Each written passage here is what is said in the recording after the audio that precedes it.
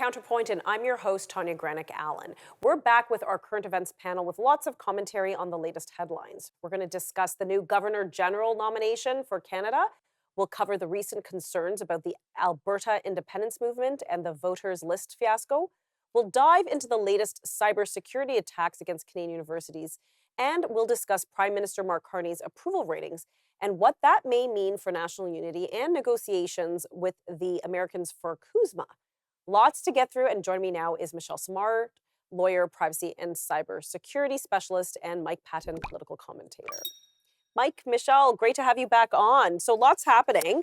I don't know why this caught me off guard. I think we kind of knew that Michelle Simon was kind of wrapping up her tenure as Governor General, but we have a new Governor General announced. Why don't you start us off, Michelle? Tell us about what we know so far. Well, it's Louise Arbour, who was a former Supreme Court justice in Canada's highest court, Supreme Court. And then she ended up being chief prosecutor for the International Criminal Tribunals for Yugoslavia and Rwanda, and then the UN High Commissioner for Human Rights. And then after that, CEO of the International Crisis Group. So this is a woman who's actually done a lot of work to try to get equity and justice as best as she can for those who have done inherent wrongs. Yeah, so for one thing, I'll just throw this comment. It's for once not a former CBC journalist, so this is kind of exciting. Mike, what do you feel of the initial reaction to the new Governor General? I mean, are Canadians excited, or do they not care anymore about this office? I think it's a combination of two things. First of all, I think there's some apathy about the office, but Louise Arbour, in my opinion, is incredibly underwhelming. First of all, she's super old. 79 to start this job is not a dynamic age. She's accomplished a lot in her life. This is the other thing. She's accomplished a lot in her life in the legal profession, right up to being Supreme Court justice and being very involved with human rights at the United Nations. But she's been very narrowly focused. I don't think she's particularly well rounded for this job. And I don't think she's got a track record that is going to ingratiate her, particularly to Canadians. Wow. Okay, those are some bold statements. Okay, on the age thing, well, isn't like Donald Trump pushing 80? But he seems to accomplish a lot. I wouldn't nominate him to be Governor General either. Okay, No. touche. Okay, so having a former Supreme Court justice, which is already an appointed position, as a Governor General, I don't know that we've had one already before, a Supreme Court justice. Is this is this is this too much like of a legal frame for the Governor General, Michelle? What do you mean legal Well, frame? I guess what I'm trying to say is, like, she's sat on all these tribunals. She has this very illustrious record of Supreme Court justice on the ICTY, on the ICT for International Criminal Tribunal for Rwanda. She's adjudicated a lot. She's a judge. She was a justice for so much of her Yes. life, and then a human rights tribunal. That's very exciting. How does one shift from that to basically being a figurehead? I actually think it is not that difficult because at the end of the day, she understands what it is to be in front of a global audience. So she has that exposure internationally with dealing with different types of groups. Um, I think she understands, based on being a Supreme Court justice and dealing with the other things that she's done, that there are some decisions or things that she's going to do that some people are not going to like. And at the end of the day, I think she's suitable so she can handle it. I think that she was chosen because on paper, she looks excellent. Um, in reality, yes, I think he's aware that she's not going to be doing this for quite some time, but that's okay because at the end of the day, he wanted somebody bilingual and somebody's track record that it'd be very hard to anybody admonish. Right. It's hard to admonish somebody with that kind of track record. I mean, obviously, Mike has made his valid points, but realistically, it's hard to admonish someone with that kind of caliber because the Order of Canada. I mean, she served this country well and others well. And Mike, after the backlash from Governor General Marie Simon and bilingualism, it seemed that Mark Carney really needed to pick someone who was definitely had a good handle on at least the two national languages. Right. And if that's going to be the case, that pretty much it requires you to have almost every governor general as a francophone because the overwhelming majority of Canadians who are fluently bilingual are francophones. And this is something, there was a lot of pushback against the former governor general by the Indigenous community saying, listen, she speaks two languages. It's just that one is not French. And I think that's a really valid point. I think bilingualism itself and requiring people at this level to be bilingual is a little bit outdated because there's so many Canadians who are bilingual and their language is, they speak another language and English. It doesn't seem relevant anymore that French must continue to be an anchor language that everybody must speak when it's really not spoken outside of Quebec that much. Okay, we're going to be right back in just a moment. Welcome back to Counterpoint. We have our current events panel. Joining me again are Michelle Simard and Mike Patton. Let's shift gears now to Alberta. As many of you may be aware, there is a large petition to get Alberta independence on the ballot as a referendum issue. And there have been some bumps along the way. Mike, why don't you explain this latest, I don't know, is it a hiccup, a fiasco? Is it potentially illegal? I don't know. Let's tell us what happened with the Alberta referendum independence list. So we're on track to have a referendum in Alberta about independence, whether Alberta should stay in Canada or not. And to this end, there's a number of groups that are actually registered working on the campaign. And the Elections Alberta shared with those groups a comprehensive voters list of eligible Alberta voters. Now, this is supposed to be kept confidential. One of the groups shared it with an outside group, which proceeded to publish pretty much the entire list, I think, online, breaking everybody's privacy. Wow. Alberta had to get a restraining order or a cease and desist. They had to get a cease and desist to force this group to take it down. And in spite of the fact that it doesn't appear that they have any legitimate right to have the list, they still have the list. They've just taken it down from being online. Okay, but why, Mike, why are they publishing this list online? Okay, they have this list, just sounds like illegitimately. Okay, big problem there, but let's move on from that. Why are they publishing online? What are they doing? I'm not sure. They said they were doing it to try to increase the number of people on the petition list who supported independence. I'm not exactly sure. I guess to inform people as to whether or not they were on the voters list. I'm not exactly sure what their motivation was, but there's a lot of Albertans who are legitimately upset about this because it is a breach of their privacy, and why there have not been criminal charges laid in this case I is beyond my understanding because this is a real breach of privacy in my opinion. Oh, totally. And I feel like this is going to dovetail into, I can't even remember, is it C-22, one of the federal legislations that'll pertain to this kind of like list protection management and whatever. Anyhow, Michelle, you are a lawyer specializing in privacy and cybersecurity. How is this allowed to happen? Well, it isn't. Just like many things in this world aren't allowed to happen, but sometimes it just does because at the end of the day, when they give a list like that, they sign a direction that says that they're not going to provide it to anybody. But most of the times when you do that, people usually abide by things they sign, but then they also don't know what the consequences are. Obviously, somebody leaked it to somebody, probably said, "Don't let it get caught to me." And then this group that Mike mentioned, the Centurion, decided to the Centurion Project, they decided to put it out there for all to see again, because what was going to be their consequences, right? A Mm, lot of people break rules because they look at it as like, well, Yeah. what's my consequences? It's just like when big companies pollute in waters and rivers. They're like, it's cheaper for me to pay the fine than it would be for me to do it to be an environmental safe way. So they're just like, I'll just dump, take the consequence that I get, and then move on. So it's kind of the same idea. They felt like they judged the risk and the risk was worth it for them. They have their name in the news everywhere. Um, and now they have everybody looking at it, which is giving them type of media they would have never gotten before. So at the fair. end of the day, it worked for them in some ways. And the alternative, what you said about privacy and cybersecurity, yeah, well, this is just a perfect example where it's like we have to have stricter and tighter measures that are going to be done. And frankly, what's going to happen to it afterwards? I don't know. We're going to see. I mean, we're going to see with some consequences. What we do need is that we need stricter laws. And if we don't do it, the people need to do that with their votes. So at the end of the day, this could hurt them in the long run. Well, that's what I wanted to ask, Mike. Is this kind of security data breach going to hinder the Alberta independence list movement?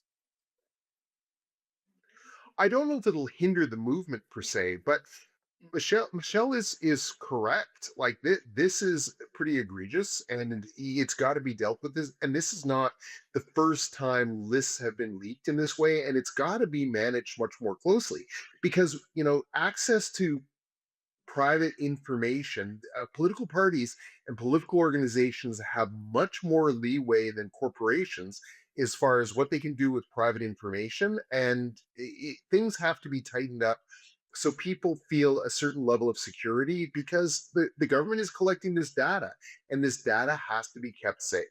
Okay, we'll be right back.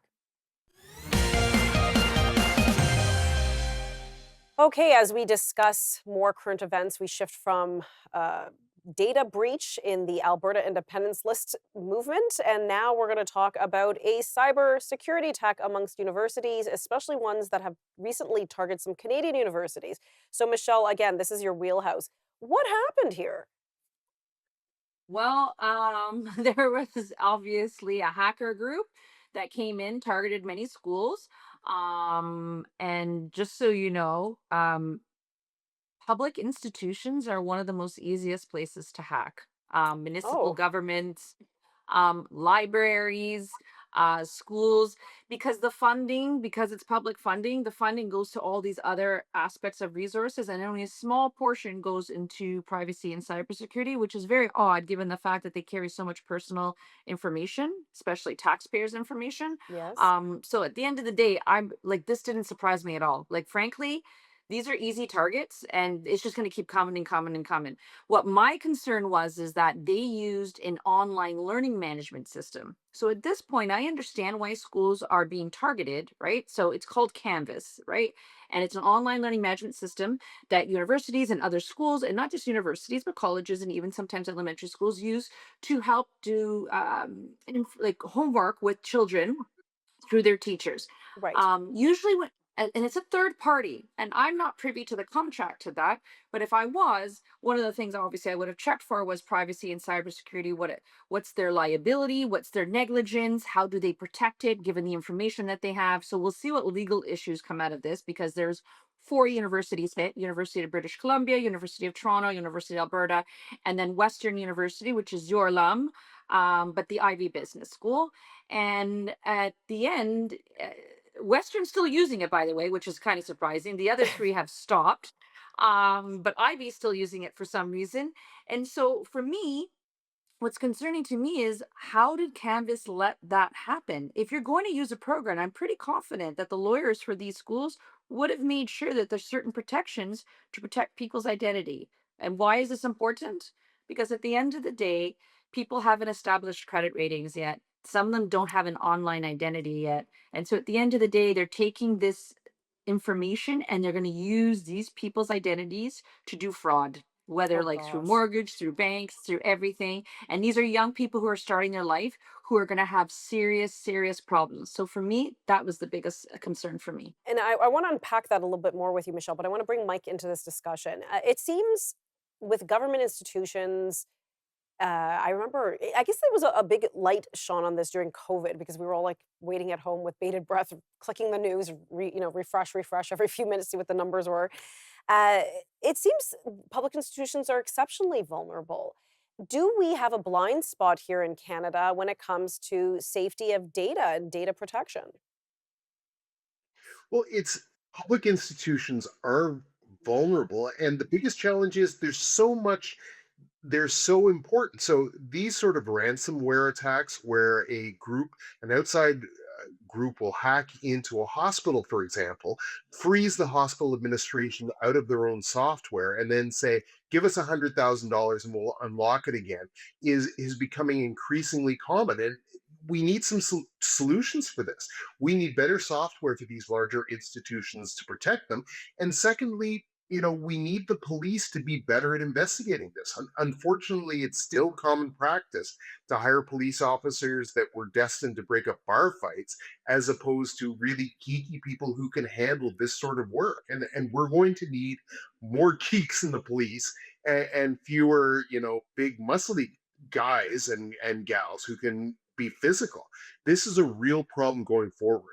Oh, that's a very interesting point. I never thought about it, but yes, you're right. And we have a very dynamic crime network globally, and as warfare changes, so should our response to that. Michelle, your point about these students' information being hacked and that they're just like at the precipice of starting their credit history, their careers, to have their identities taken, which I assume it's going to happen here. Their identities will be stolen, Yeah. likely used for nefarious reasons, obviously. Uh, what does that mean for a student who may attend one of these schools? U of T is a large school. That is like a huge Yeah. university. So, what should So students at the be end of worried the about? day, they have this, which is public. They're going to do certain remedial measures. The school, obviously, lawyers are getting involved. If somebody is greatly impacted, there could be a class action lawsuit, which would be helpful and so forth.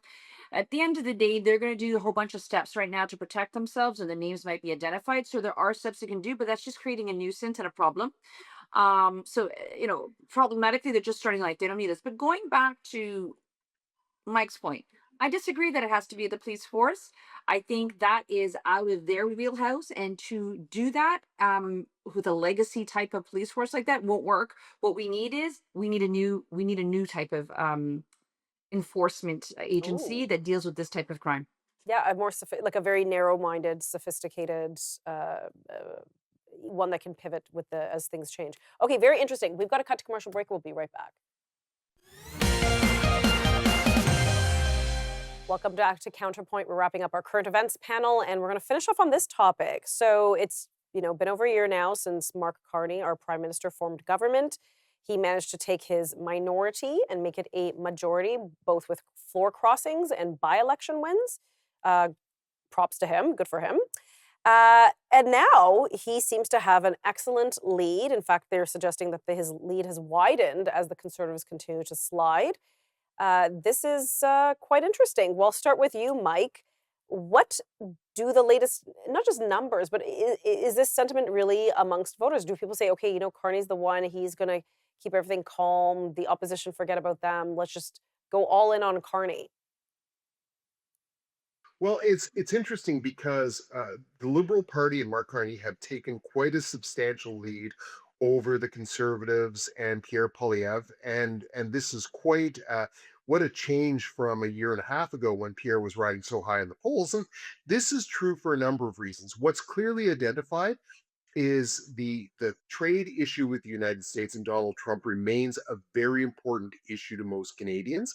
And at the end of the day, they fundamentally believe, for whatever reason, that Mark Carney is better able to deal with this issue than Pierre Poilievre. Hmm. Wow. Michelle, do you agree? Do you think that Mark Carney is still riding on the coattails? I don't even know if it's coattails on it should be a negative trend, but on this whole Trump tariff trade negotiation drama. No, I don't think so. Not at this point. Because his lead has actually increased. I think what he's riding on right now is the floor crossers. Because at the end of the day, people are looking at it saying like, why are people crossing? And their reasons are is because they believe in Carney's image. They believe in what he's trying to do. They believe in his plan, and some of these people, as you know, have been social conservatives, have been with the Conservative Party for a long time, and they cross the floor saying, I believe in what he's going to do, and I think he can make Canada better, and he's the right man to do it. But some people have also said to me, no one disputes that Carney is smart. I mean, everyone admits that. But sometimes people are like, but is he too smart? And will he get caught in the minutia? For me, I think that this is a good riding high. They say there's still more to come of floor crossers. We'll see. But at the end of the day, I don't think that's important right now. I think he's got a big task at hand and he's focusing on that. And he's really staying true to values and principles, which is what Canadians want to hear. Wow. So have you heard anything, Mike? Are there more floor crossers coming? I've heard that there were a few more. What do you think? Well, you know, I believe what Michelle is saying is correct. People look at the floor crossers and they say because they believe in Mark Carney.